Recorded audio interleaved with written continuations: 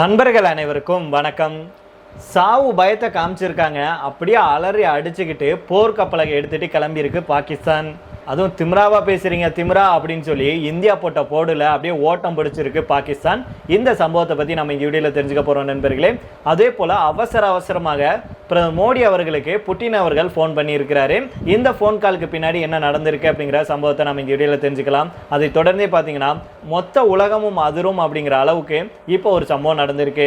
அதனால் இந்தியாவுக்கு மட்டும் இப்படி, சீனாவுக்கு இல்லை. அதன் பின்னணி பற்றி இப்போ தகவல் வெளியாகிருக்கு. இது வரைக்கும் வெளிவராத தகவல் நண்பர்களே. அதை பற்றி நம்ம இந்த வீடியோவில் தெரிஞ்சுக்க போகிறோம். அதுக்கு முன்னாடி நம்முடைய சேனலை சப்ஸ்கிரைப் பண்ணாமல் பார்க்குறீங்கன்னா மறக்காமல் சப்ஸ்கிரைப் பண்ணிக்கோங்க. புதுசாக நம்முடைய வீடியோ பார்த்துட்டு இருக்கீங்கன்னா கீழே இருக்கும் சப்ஸ்கிரைப் பட்டனை தட்டி அந்த பெல் ஐக்கானை கிளிக் பண்ணிக்கோங்க. நமக்கும் பாகிஸ்தானுக்கும் உச்சக்கட்ட போர் நடந்த சமயத்தில் அந்த நாட்டுடைய கடற்படைகள் நம் நாட்டை எதிர்த்து சண்டையிடாமல் புறமுதுக காண்பிச்சு போர்க்கப்பல்களுடன் ஓட்டம் பிடித்தது தொடர்பான பரபரப்பான தகவல் வெளியாயிருக்கு. இது தொடர்பான சேட்டலைட் போட்டோக்களும் வெளியாயிருக்கு. கடந்த ஏப்ரல் மாதம் 22ஆம் தேதி ஜம்மு காஷ்மீருடைய பஹல்காம் தாக்குதலுக்கு பதிலடியாக நம்முடைய நாடு பாகிஸ்தான் மேல ஆபரேஷன் சிந்தூர் நடவடிக்கை எடுத்தாங்க. கடந்த மே 7ஆம் தேதி நள்ளிரவு முதல் 10ஆம் தேதி வரைக்கும் 4 நாட்கள் ஏவுகணை மூலமாக நம்முடைய நாடு பாகிஸ்தானை குறி வச்சு தாக்குனாங்க. இதில் பாகிஸ்தானுடைய ஆக்கிரமிப்பு காஷ்மீரில் இருக்கும் 9 பயங்கரவாத முகாம்கள் அளிக்கப்பட்டுச்சு. அதே போல் இராணுவ தளம், விமான தளங்கள் அப்படின்னு முக்கிய 12 இடங்கள் பலத்த சேதமடைஞ்சிச்சு. குறிப்பாக பாகிஸ்தானுடைய துறைமுக நகரமான கராச்சியில் தாக்குதல் நடத்தப்பட்டுச்சு. இந்த தாக்குதலில் நிலை குலைந்து போன பாகிஸ்தான் நம்மக்கிட்ட சரணடைஞ்சாங்க. பாகிஸ்தானுடைய இராணுவ அதிகாரி தொலைபேசியில் கெஞ்சினதுனால தான் போர் நிறுத்தத்துக்கு நம்முடைய நாடு ஒப்புக்கொண்டாங்க. போர் நிறுத்தம் அமலுக்கு வந்ததுக்கு அப்புறம் பாகிஸ்தான் வாய்ச்சவடால் விடுத்துட்டு வருது. உயிருக்கு பயந்து மண்டியிட்டதை அந்த நாட்டு மக்களிடம் மறைக்கும் வகையில் போரில் வெற்றி பெற்று விட்டோம் அப்படின்னும் தம்பட்டம் அடிச்சுட்டு வருது. அது மட்டும் இல்லாமல் சிந்து நதி நீர் விவகாரத்தில் அணு ஆயுதம் ஏவுகணை தாக்குதல் நடத்துவோம் அப்படின்னும் பூச்சாண்டி காட்டிட்டு வருது பாகிஸ்தான். இப்படி வாய்க்கொழுப்பில் பாகிஸ்தானுடைய இராணுவ தளபதி அசீம் முனீர், பாகிஸ்தானுடைய பிரதமர் ஷெபாஸ் ஷெரீப் உள்ளிட்டவர்கள் பேசிட்டு வரும் நிலையில தான் தற்போது பரபரப்பான தகவல் வெளியாயிருக்கு. அதாவது ஆபரேஷன் சிந்தூர் நடவடிக்கை உச்சத்தில் இருந்தபோது பாகிஸ்தானுடைய படை வீரர்கள் புறமுதுக காமிச்சு ஓட்டம் பிடிச்சிருக்காங்க. மோதல் உச்சத்தில் இருந்த சமயத்தில் பாகிஸ்தான் படைகள் பயந்து போய் ஓடியிருக்காங்க. கராச்சி கடற்படை கப்பல் கட்டும் தளத்தில் இருந்த போர்க்கப்பல்கள் வணிக முனையங்களுக்கு மாற்றப்பட்டிருக்கு. அதே போல் இன்னொரு தரப்பு போர்க்கப்பல்கள் ஈரான் நோக்கி போயிருக்கு. ஈரான்லேருந்து 100 கிலோமீட்டர் தொலைவில் இருக்கும் பாகிஸ்தானுடைய மேற்கு துறைமுகமான குவாதாருக்கு கொண்டு செல்லப்பட்டிருக்கு. மேலும் இந்தியாவை எதிர்த்தாங்கன்னா போர் பதற்றம் இன்னும் அதிகரிக்கும். அது மட்டும் இல்லாமல் போர்க்கப்பல்கள் உள்பட கடற்படைகளுக்கு அதிக சேதம் ஏற்படும். இதனால இந்தியாவை எதிர்க்கிறத விட மண்டியிடுவோம், இதன் மூலம் போர்க்கப்பல்களை நம்மளால காப்பாற்ற முடியும் அப்படின்னு பாகிஸ்தான் இந்த வேலையில் ஈடுபட்டிருக்கு. இதை சேட்டலைட் போட்டோக்கள் இப்போ உறுதி செஞ்சிருக்காங்க. அதாவது மே 8ஆம் தேதி கராச்சி துறைமுகம் குறித்த செயற்கைக்கோள் போட்டோக்கள் ஆய்வு செய்யப்பட்டிருக்கு. அப்போதான் இந்த போர்க்கப்பல்கள் அதற்கான இடங்களில் நிறுத்தி வைக்கப்படலை அப்படின்னும் மாறாக வணிக துறைமுகத்தில் நிறுத்தி வைக்கப்பட்டிருக்கு அப்படிங்கிறத சொல்லியிருக்காங்க. இந்தியா போர்க்கப்பல்களை குறி வச்சு தாக்கலாம் அப்படிங்கிற அச்சத்தில் தான் அதை மூடி மறைக்க பாகிஸ்தான் திட்டமிட்டிருக்கு. இந்தியா மனிதாபிமானம் கொண்ட நாடு. இதனால் வணிக துறைமுகத்தின் மீது தாக்குதல் நடத்தாது. மீறி நடத்தினா அங்கு பல நாடுகளுடைய கப்பல்கள் இருக்கும். இது உலக பிரச்சனையாக மாறும் அப்படின்னு நினைச்ச பாகிஸ்தான் தன்னுடைய போர்க்கப்பலையும் வணிக துறைமுகத்துக்குள்ளே கொண்டு போய் சேர்த்திருக்கு. இது பற்றி இந்தியாவுடைய ஓய்வு பெற்ற கடற்படை அதிகாரி SC சுரேஷ் பங்காரா அவர்கள் ஒரு கருத்து ஒன்று சொல்லியிருக்கிறாரு. இவர் நம் நாட்டுடைய கடற்படை பிரிவில் துணை அட்மிரலாகவும் இருந்தார். தெற்கு கடற்படை கமாண்டிங் ஆஃபீஸராக பணியாற்றிய அனுபவமும் இவருக்கு இருக்கு. அதாவது கடந்த 1971ஆம் ஆண்டு நடந்த போரின் போது கராச்சி துறைமுகத்தின் மீது துல்லியமாக தாக்குதல் நடத்தியவர் இவர். இந்த நிலையில தான் SC சுரேஷ் பங்காரா அவர்கள் என்ன சொல்றாரு அப்படின்னா, பாகிஸ்தானில் இருக்கும் பயங்கரவாத உள்கட்டமைப்பு மீதான தாக்குதல் மே 7ஆம் தேதி நடந்துச்சு. இந்த தாக்குதலில் பாகிஸ்தான் விழிப்புடன் இருந்திருக்கணும். ஆனால் பாகிஸ்தான் போர்க்கப்பலை தயார் நிலையில் வைக்கல. இது அவர்களுடைய இயலாமையை காட்டுது அப்படின்னு அவர் சொல்லியிருக்கிறாரு. மேலும் வணிக துறைமுக பகுதிகளில் போர்க்கப்பல்களை நிறுத்துவது அப்படிங்கிறது ஏவுகணை தாக்குதலிருந்து அதை பாதுகாக்கும் நடவடிக்கை தான். இது அந்த நாட்டுடைய கடற்படையின் நம்பிக்கையின்மையை காட்டுது. இந்தியா மேல தாக்குதல் நடத்த பாகிஸ்தான் ராணுவ விமானங்களுடன் மக்கள் பயணிக்கும் விமானங்களை அனுப்பிச்சு. இது பாகிஸ்தானுடைய வலிமை இல்லாததையும் கோழைத்தனத்தையும் காட்டுது அப்படின்னு சொல்லியிருக்கிறாரு. இதன் மூலமாக பாகிஸ்தான் வாய் மட்டும்தான் பேசுது.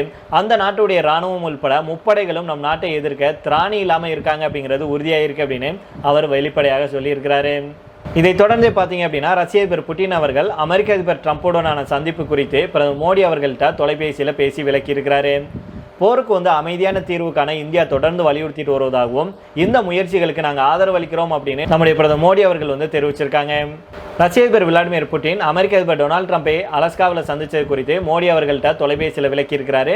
யுக்ரைன் அதிபர் விளாடிமிர் ஜெலன்ஸ்கியுடன் சுதந்திர தின வாழ்த்துக்களை பரிமாறிக்கொண்ட சில நாட்களுக்கு அப்புறம் இந்த உரையாடல் நடந்திருக்கு. நம்முடைய பிரதமர் மோடி அவர்கள் எக்ஸ் பக்கத்தில் என்ன போட்டிருக்காங்கன்னா, என்னுடைய நண்பர் அதிபர் புட்டின் தொலைபேசியில் அழைத்து பேசியதற்கும் அலாஸ்காவில் அதிபர் டிரம்புடனான தன்னுடைய சந்திப்பு குறித்த விவரங்களை பகிர்ந்து கொண்டதற்கும் நன்றி. யுக்ரைன் மோதலுக்கு அமைதியான தீர்வுக்கான இந்தியா தொடர்ந்து வலியுறுத்திட்டு வருது. மேலும் இந்த திசையில் மேற்கொள்ளப்படும் அனைத்து முயற்சிகளுக்கும் ஆதரவு அளிக்குது. வரும் நாட்களில் நாங்கள் தொடர்ந்து பேசிட்டு வருவோம் அப்படின்னு எதிர்பார்க்கிறேன் அப்படின்னு சொல்லியிருக்கிறாரு.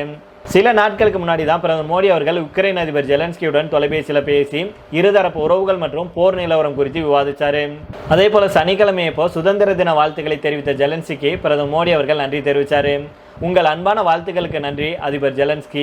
இந்தியாவுக்கும் யுக்ரைனுக்கும் இடையே இன்னும் நெருக்கமான உறவுகளை உருவாக்குவதற்கான நம்முடைய கூட்டு உறுதிப்பாட்டை நான் மிகவும் மதிக்கிறேன். அமைதி, முன்னேற்றம் மற்றும் செழிப்பு நிறைந்த எதிர்காலம் யுக்ரைன் மக்களுக்கு அமைய வேண்டும் அப்படின்னு நாங்கள் உண்மையாக விரும்புகிறோம் அப்படின்னு பிரதமர் மோடி அவர்கள் தன்னுடைய பதிவில் சொல்லியிருந்தார். அதாவது புட்டின் அவர்கள் பிரதமர் நரேந்திர மோடி அவர்களை தொலைபேசியில் அழைச்சி பேசியிருக்காங்க. அலாஸ்காவில் ட்ரம்ப்புக்கும் புட்டின் அவர்களுக்கும் இடையே நடந்ததை பற்றி சொல்லியிருக்காங்க. அதை அஃபீஷியலாக நம்முடைய பிரதமர் மோடி அவர்கள் என்ன பேசணும் அப்படிங்கிற பற்றி தெரிவிக்கல. ஆனால் கண்டிப்பாக இன்னும் ஒரு சில தினங்களில் என்ன பேசிக்கிட்டாங்க அப்படிங்கிறத வெளியிடுவாங்க அப்படின்னு சொல்லப்படுது. அதே போல் இன்னொரு தரப்பினர் என்ன சொல்கிறாங்கன்னா, இது ரொம்பவுமே கான்ஃபிடென்ஷியலான விஷயமா இருக்கும். அதனால தான் பிரதமர் மோடி அவர்கள் பகிரலை. அவருக்கு தெரியாததா? பிரதமர் மோடி அவர்கள் எதை சொல்லணும் எதை சொல்லக்கூடாது, பொது வெளியில் எதை சொல்லணும் அப்படிங்கிறது அவருக்கு தெரியாதா? அதனால தான் அவர் சொல்லாமல் புட்டின் அவர்கள் அழைச்சாரு, என்ன நடந்துச்சு அப்படிங்கிற பற்றி சொன்னார் அப்படிங்கிற பற்றி மட்டும் பேசியிருக்கிறாரு. அதனால் நம்ம இதுக்கு மேலே ரொம்ப டீட்டெயிலாக பேசக்கூடாது அப்படின்னு பலரும் கருத்துக்களை தெரிவிச்சுட்டு வராங்க. அதே போல் இன்னொரு முக்கியமான விஷயம் என்னன்னா, ரஷ்யா கிட்ட இருந்து கச்சா எண்ணெய் வாங்குறதுனால இந்தியாவுக்கு மட்டும் வரி விதித்தது ஏன், சீனாவுக்கு ஏன் வரி விதிக்கப்படலை அப்படிங்கிறத பற்றி அமெரிக்காவுடைய வெளியுறவுத்துறை அமைச்சர் மார்க்கோ ரூபியோ அவர்கள் சொல்லியிருக்கிறாரு.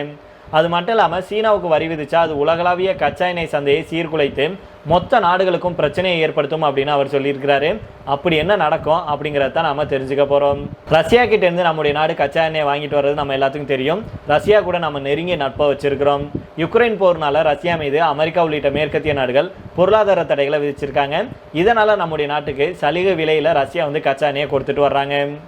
இந்த நிலையில தான் அவர் என்ன சொல்லியிருக்கிறார் அப்படின்னா, மார்க்கோ ரூபியோ அவர்கள் ரஷ்யாவிடம் சீனா கச்சா எண்ணெய் வாங்குது, இதுக்காக சீனாவுக்கு 2ஆம் நிலை வரி அல்லது பொருளாதார தடைகளை விதிக்கும் போது அந்த நாடு ரஷ்யாவிடமிருந்து வாங்கும் கச்சா எண்ணெயை சுத்திகரித்து உலக சந்தைக்கு அனுப்பும்.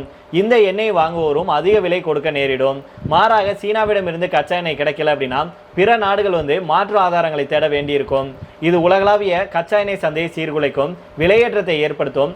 இதனால பல நாடுகளுக்கு பிரச்சனையை ஏற்படுத்தும். ரஷ்யாவிடம் கச்சா எண்ணெய் வாங்கும் விவகாரத்தில் சீனா இந்தியா மீது 100% வரியை விதிக்கும் மசோதாவை கொண்டு வருவது பற்றி நாங்கள் விவாதித்தோம். ஆனால் பல ஐரோப்பிய நாடுகள் அதிருப்தி அடைஞ்சாங்க. இந்தியாவுக்கு மிகப்பெரிய அளவில் எரிசக்தி தேவைகள் இருக்கு. அதில் எண்ணெய், நிலக்கரி, எரிவாயு உள்ளிட்டவை அடங்கும். அதனால ரஷ்யா கிட்ட இருந்து அதை வாங்குறாங்க. ஏன் அப்படின்னா ரஷ்ய எண்ணெய் மலிவாக கிடைக்குது. ரஷ்யா கிட்ட இருந்து கச்சா எண்ணெயை இந்தியா தொடர்ந்து வாங்குவது யுக்ரைன் போரை தொடர வழிவகுக்கும் முயற்சியாக நாங்கள் பார்க்குறோம். இது எங்களை எரிச்சல் விட்டுது. ஆனால் இந்தியா மீதான நடவடிக்கைக்கு இது மட்டும் காரணம் இல்லை அப்படின்னு அவர் சொல்லியிருக்கிறாரு. அதனால பொறுத்திருந்து பார்ப்போம் நண்பர்களே என்ன நடக்குது அப்படின்னு. இப்போ இதோட நம்ம இந்த வீடியோ முடித்துக் கொள்ளலாம். இதை பற்றி உங்களுடைய கருத்துக்களையும் கீழே உள்ள கமெண்ட் பாக்ஸில் சொல்லுங்கள். மீண்டும் நாளை வேற ஒரு செய்திகளுடன் உங்களை சந்திக்கிறேன். நன்றி, வணக்கம்.